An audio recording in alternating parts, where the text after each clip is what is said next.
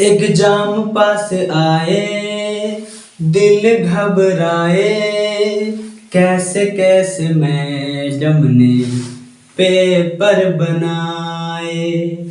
अब तो मेरा दिल रातों को रोता है, क्या करूँ हाय याद नहीं होता है, क्या करूँ हाय याद नहीं होता है।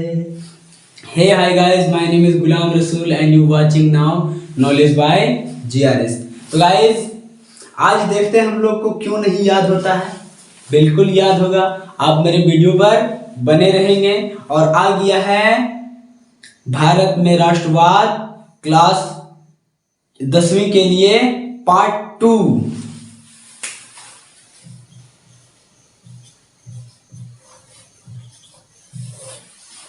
ओके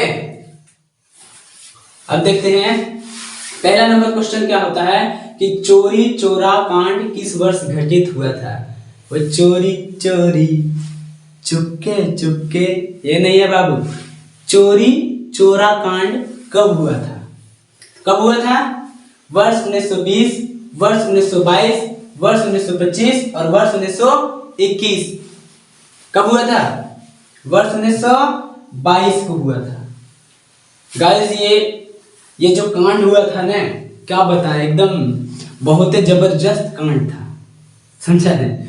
भारत के लोग देश आजाद होने से पहले समझ लिया था कि हम लोग अब आजाद हो जाएंगे, और गुस्से में आकर के उतावले में आकर के क्या किया कि चोरी चोरा एक जगह है, वहां पर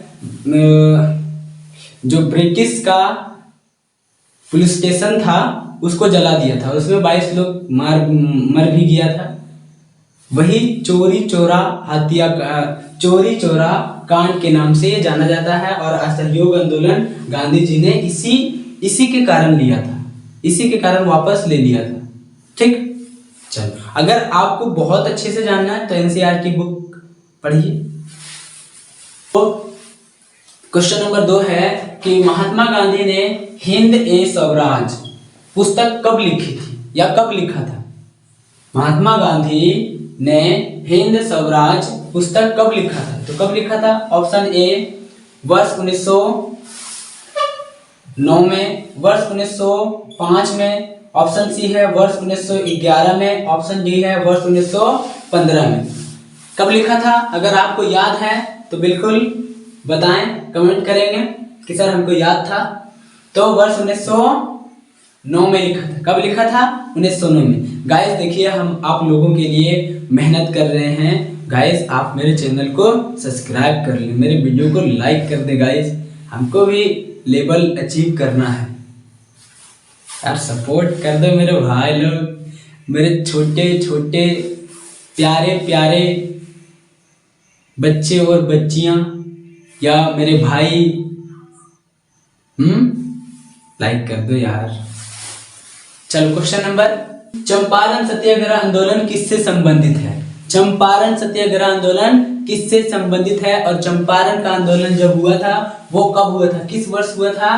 तो किस वर्ष हुआ था? 1917 ईस्वी में। कब हुआ था? 1917 ईस्वी में चंपारण का आंदोलन हुआ था। और ये किससे संबंधित है? किसानों से। किससे?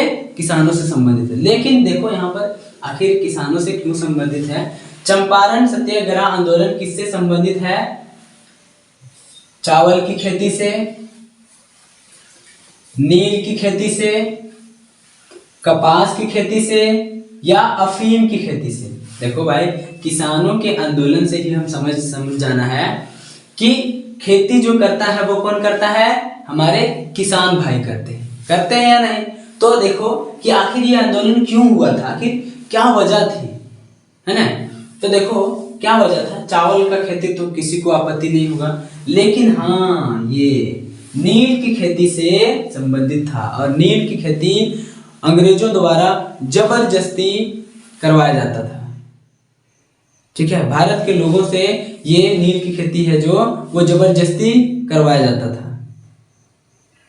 ठीक, ओके अब देखते हैं क्वेश्चन क्वेश्चन नंबर 4 क्या कहता है, देखिए, सविनय अवज्ञा आंदोलन की शुरुआत कब हुई? सविनय अवज्ञा आंदोलन की शुरुआत कब हुई थी?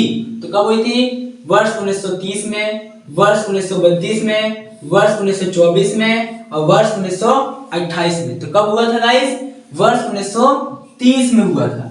सविनय अवज्ञा आंदोलन की शुरुआत वर्ष 1930 में हो गया था।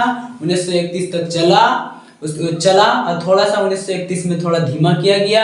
फिर गांधी जी गए थे द्वितीय गोल सम्मेलन में गए थे, फिर वहां से जब आए तो 1934 तक चला। उसके बाद फिर ये आंदोलन भी समाप्त हो गया। उसके बाद लास्ट आंदोलन क्या है वो अभी हम लोग जानेंगे क्वेश्चन नंबर 5 पे। क्वेश्चन है, देखिए क्वेश्चन नंबर 5 क्या है कि भारत छोड़ो आंदोलन की शुरुआत कब हुई थी? तो भारत छोड़ो आंदोलन की शुरुआत कब हुई थी? और ये हमारा लास्ट आंदोलन है, इसके बाद कोई आंदोलन नहीं हुआ। इस आंदोलन ने ब्रिटिश साम्राज्य को इस कदर हिला डाला कि उसको कुछ ही वर्षों के बाद भारत छोड़ करके जाना पड़ा। देखिए कब हुआ था, बोल रहा है ऑप्शन ए 10 अगस्त 1942, 8 अगस्त 1942, 8 सितंबर 1942 और 12 दिसंबर 1942। तो इसमें से राइट आंसर कौन है?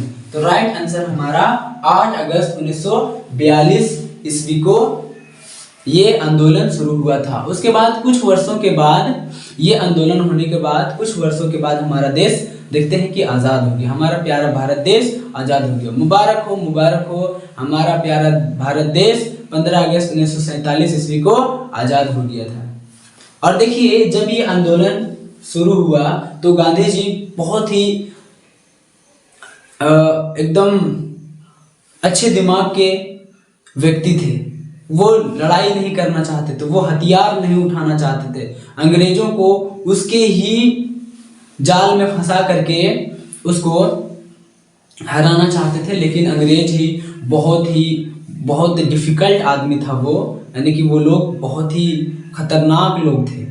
जैसे उसके पास ना छल कपट का पूरा प्लानिंग था। तो लास्ट में जब गांधी जी थक गए तो गांधी जी ने कहा, एक नारा दिया कि करो या मरो, करो या मरो का नारा गांधी जी ने दिया था। ये भी एमसीक्यूज क्वेश्चन में तुम लोग को पूछा जा सकता है, इसलिए करो या मरो का नारा किसने दिया था?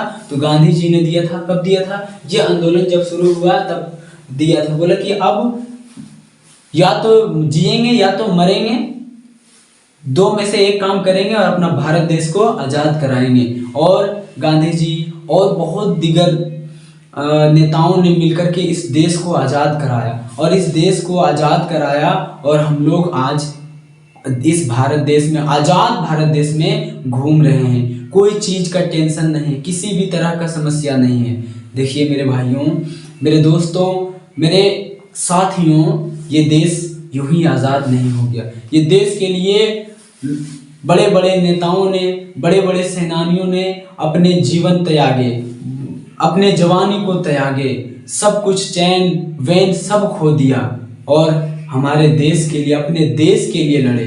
तो गाइस आप लोग एक अच्छे इंसान बनेंगे, इस देश का कद्र करेंगे। बहुत सारे नेताओं ने, बहुत सारे वीरों ने अपने कुर्बानी देकर के देश को आज़ाद कराया है और आज हम लोग क्या कर रहे हैं? कुछ नहीं, हम लोग अपने इतिहास को जानने से कतराते हैं। तो गाइस पढ़ने में आप लोग कोताही ना करें, ज़बरदस्त तरीके से पढ़ें और बोर्ड एग्जाम में आप टॉपर बनने वाले हो।